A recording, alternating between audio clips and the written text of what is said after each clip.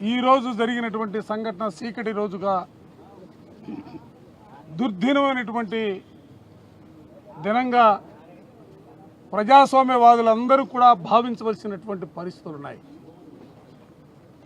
తిరుమల తిరుపతి లడ్డూ ప్రసాదానికి సంబంధించినటువంటి అంశంపైన చర్చ జరపాలని వైఎస్ఆర్ కాంగ్రెస్ పార్టీగా సమావేశాలు ప్రారంభమైన రోజు నుంచి 6 సార్లు వాయిదా తీర్మానాలు ఇచ్చి అసెంబ్లీని మండలిని స్తంభింపజేసినటువంటి పరిస్థితుల్లో 23వ తారీఖున బీఎస్సీ సమావేశంలో 26వ తారీఖున చర్చకి నిర్ణయం తీసుకొని ఆ నిర్ణయం ప్రకారం చర్చ మొదలు పెడితే ఆ రోజున కూడా అధికార పక్షానికి సంబంధించినటువంటి మంత్రులు కానీ శాసనమండలి సభ్యులు కానీ మా సహచర సభ్యుడు చంద్రశేఖర్ రెడ్డి గారు మాట్లాడుతూ ఉంటే అడ్డుకున్నటువంటి వైనాన్ని ఆ రోజు సభ జరగకుండా వాళ్ళు ప్రవర్తించినటువంటి తీరు కూడా రాష్ట్ర ప్రజానికం యావత్తు కూడా చూసినటువంటి పరిస్థితులు చూసాం. మరలా తిరిగి వైఎస్ఆర్ కాంగ్రెస్ పార్టీగా చర్చ జరపాల్సిందే. ఎందుకంటే ఇది కోట్లాది మంది హిందూ భక్తుల మనోభావాలకు సంబంధించినటువంటి అంశం. దీనిపైన స్పష్టత కావాలా, ప్రజలకు నిజాలు తెలియాలనే ఆలోచన ఉద్దేశంతో వైఎస్ఆర్ కాంగ్రెస్ పార్టీ మరలా తిరిగి ప్రభుత్వం మీద ఒత్తిడి తీసుకొచ్చే ఈరోజు చర్చకి పర్మిషన్ ఇచ్చి చర్చ ప్రారంభమైన నిమిషం నుంచి అధికార పార్టీ మంత్రులు ప్రవర్తించినటువంటి తీరు కానీ శాసన మండలి సభ్యులు మాట్లాడినటువంటి మాటలు కానీ, ఎందుకంటే మేము లోనున్నాం కాబట్టి అడుగడుగునా కూడా అడ్డుకోవడానికి ప్రయత్నం చేశారు. మరోపక్క ప్రజాస్వామ్య చరిత్రలోనే శాసన మండలిలో చేరుకున్నటువంటి గౌరవాన్ని డైరెక్ట్గా చైర్మన్ గారి మీదే వాళ్ళు మాటలు తోటలు వదులుతూ ఉన్నారు. ఆయన అధికారాలను ప్రశ్నిస్తున్నటువంటి పరిస్థితులు, ఆయన్ని అవమానకరమైనటువంటి రీతిలో మాట్లాడినటువంటి మాటలతో పాటుగా మంత్రి అచ్చెన్నాయుడు గారు మాట్లాడుతూ స్పీకర్ గారిని, చైర్మన్ గారిని మతాన్ని ఉద్దేశించి మాట్లాడినటువంటి మాటలు వింటూ ఉంటే నిజంగా ప్రజాస్వామ్య విలువల పట్ల నమ్మకం కలిగినటువంటి వ్యక్తులుగా మేమందరం కూడా సిగ్గుపడినటువంటి పరిస్థితులు ఈ సందర్భంగా చెప్తా ఉన్నాం. అసలు మీరు చేయాల్సింది ఏందబ్బా? మా శాసన మండలి చంద్రశేఖర్ రెడ్డి గారు, మాధవరావు గారు మాట్లాడినటువంటి మాటలకి, వాళ్ళు సాక్ష్యాధారాలతో సహా చూపించినటువంటి ఆధారాలకి సమాధానం చెప్పవలసినటువంటి పరిస్థితుల్లో మంత్రులు కానీ శాసనమండలి సభ్యులు కానీ కూటమి నేతలు కానీ ఉండాల్సినటువంటి పరిస్థితులు ఉంటే ఎవరు కూడా సమాధానం చెప్పడానికి వాళ్ళకి ఏమీ కూడా ఆధారాలు దొరకట్లా. వాళ్ళు ఆరోపణలు చేస్తారు, అనుమానాలు వ్యక్తం చేస్తారు. కానీ వైఎస్ఆర్ కాంగ్రెస్ పార్టీకి సంబంధించినటువంటి శాసనమండలి సభ్యులు ఏ మాట మాట్లాడినా కూడా దానికి ఆధారంతో సహా చూపించినటువంటి పరిస్థితులు. దాంతో కంగు తిన్నారు.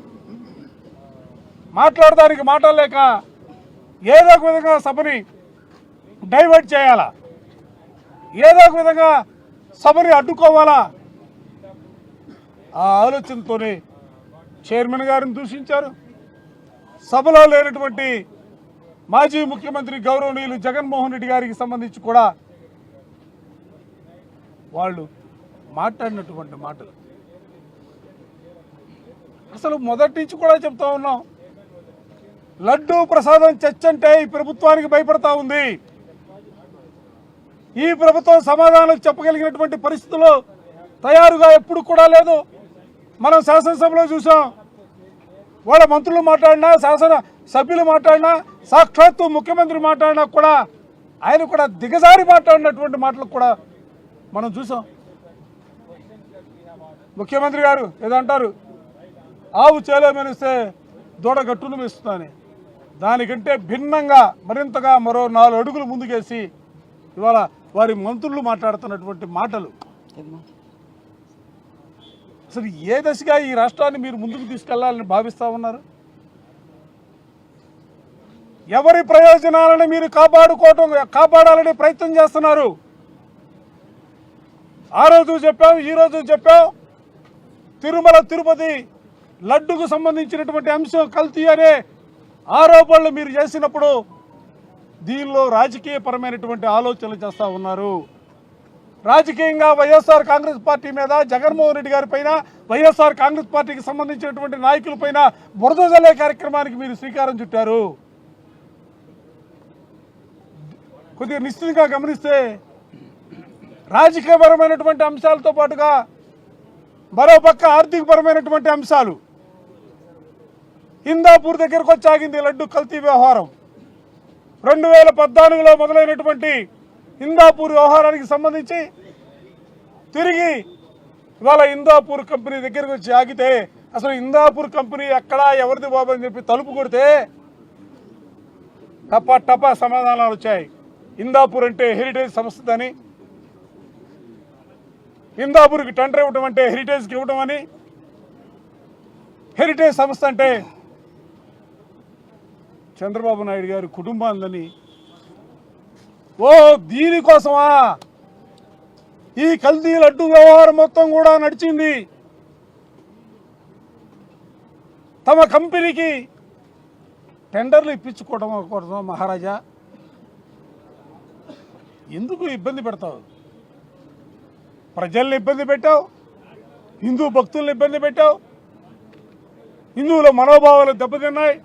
అసలు హిందువులు వింటానికి కూడా ఇష్టపడినటువంటి మాటలు నీ నోటి గుండా మాట్లాడినటువంటి పరిస్థితులు ఉన్నాయి.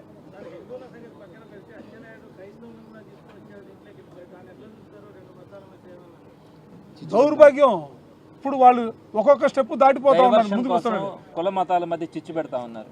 వాళ్ళు కేవలం వాళ్ళకి తిరుపతి లడ్డుకు సంబంధించినటువంటి అంశాలకి వాళ్ళకి పూర్తి అవగాహన ఉంది.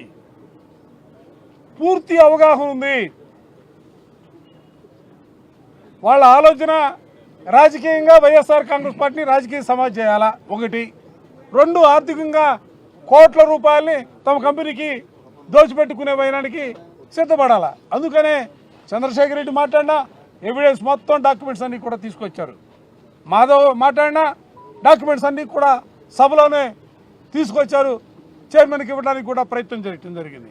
ఇటువంటి ప్రయత్నాల్లోనే ప్రభుత్వం దగ్గర సమాధానం లేదు. ఆ సమాధానం చెప్పలేనటువంటి పరిస్థితుల్లో అసలు చైర్మన్ గారికి ఏ మతం అయితే ఆయనకి ఏందబ్బా నాకు అర్థం కాలా. ఇవాళ చైర్మన్ గారు కొత్తగా రాజకీయాల్లోకి వచ్చాడా?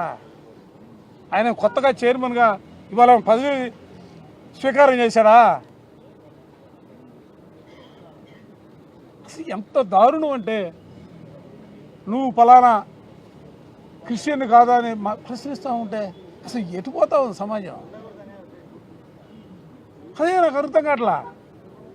ఇప్పుడు వాళ్ళే నేను అడుగుతా ఉన్నా, అందుకే ఈ ప్రభుత్వాన్ని అడుగుతా ఉన్నా, ఎవరు ఏ పదవుల్లో ఉండాలో, ఏ మతాల వాళ్ళు ఉండాలో, లేకపోతే ఏ కులాలకు సంబంధించిన వాళ్ళు ఉండాలో రాజ్యాంగం రాయండి బాబు.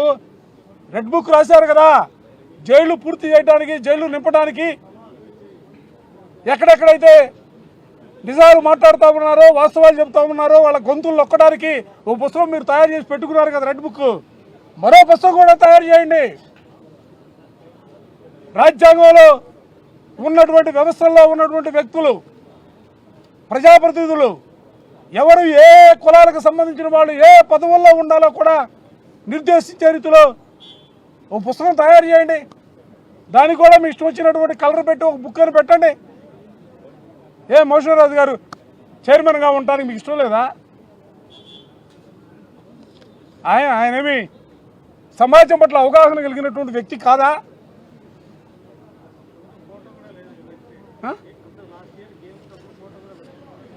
అక్కడ గేమ్స్ అప్పుడు అక్కడ ఫోటో ఉండదు, ఇక్కడ ఓపెన్ చేస్తే బిల్డింగ్ పైన ఇక్కడ శిలాఫలక మీద పేరు ఉండదు. అసలు ఎందుకు ఈ వివక్ష ఎందుకని అడుగుతా ఉన్నా? వివక్ష ఎందుకని అడుగుతా ఉన్నా? దయచేసి నేను ఈ ప్రభుత్వానికి ఎంత చెప్పినా కూడా ముద్దు నిద్రపోతున్నటువంటి ప్రభుత్వం ఇది. దయచేసి ప్రజలారా, ప్రజాస్వామ్యవాదులారా, మీరైనా ఆలోచన చేయమని అడుగుతా ఉన్నా. ఇవాళ డైవర్షన్ రాజకీయాల కోసం ఈ రాష్ట్రంలో జరుగుతున్నటువంటి ఈ పరిణామాలను మొత్తం కూడా గమనించమని చెప్పి మనందరినీ కూడా కోరుతా ఉన్నా. ప్రభుత్వానికి పరిపాలన చేద్దామనే ఆలోచన ఉండదు. ప్రజలకు కావాల్సినటువంటి సౌకర్యాలు కల్పించాలనే కనీస జ్ఞానం కూడా లేనటువంటి పరిస్థితులు. ఎప్పుడో గతంలో చెప్తా ఉంటాం, కల్తీ ముందు తాగి చనిపోయారని. అరే, నీళ్లు తాగితే చచ్చిపోతూ ఉన్నారు, పాలు తాగితే చచ్చిపోతూ ఉన్నారు రాష్ట్రంలో. అరే, దేవుని చూద్దామని పోతే, ఆ దర్శనానికి పోతే అసలు దేవుడి దగ్గరికే పోతూ ఉన్నారు. అసలు ఇవన్నీ పట్టవా రాష్ట్రంలో? నిరుద్యోగులకి ఇవాళ ఉద్యోగాలే, వృద్ధి లేదు. మహిళలు రోడ్లపై ఉండి పాపం అర్ధరాత్రి పూట్ల అంగన్వాడీ వాళ్ళందరినీ కూడా అర్ధరాత్రి అపరాత్రి లేకుండా వాళ్ళని ఎక్కడ దొరికితే అక్కడ తీసుకెళ్ళి అరెస్టులు చేసి తీసుకెళ్తా ఉన్నారు. నేను ఇంకోటి కూడా చెప్పదలుచుకున్నా, ఇదేదో నియంత్రణ రాజ్యం అనుకోవద్దు. ఇది ప్రజాస్వామ్యం. 5 సంవత్సరాల పాటు మిమ్మల్ని పరిపాలన చేయమని ప్రజలు మీకు అధికారం కట్టబెట్టారు. 2 సంవత్సరాలు అయిపోతా ఉంది, ఇంకా మిగిలింది 3 సంవత్సరాలు. ఏదో మేము ఏం చేస్తే ఈ రాష్ట్రంలో జరుగుతుంది, మేము అనుకున్నదే చట్టం, మేము తలసిందే న్యాయమనే భావంతో మీరు ముందుకు సాగితే పెద్ద పెద్ద నియంతలే చరిత్రలో కనుమరుగైనటువంటి పరిస్థితులు కూడా మనం చూసాం. పద్ధతి మార్చుకోమని చెప్పి ప్రభుత్వానికి హితవబలుతా ఉన్నా.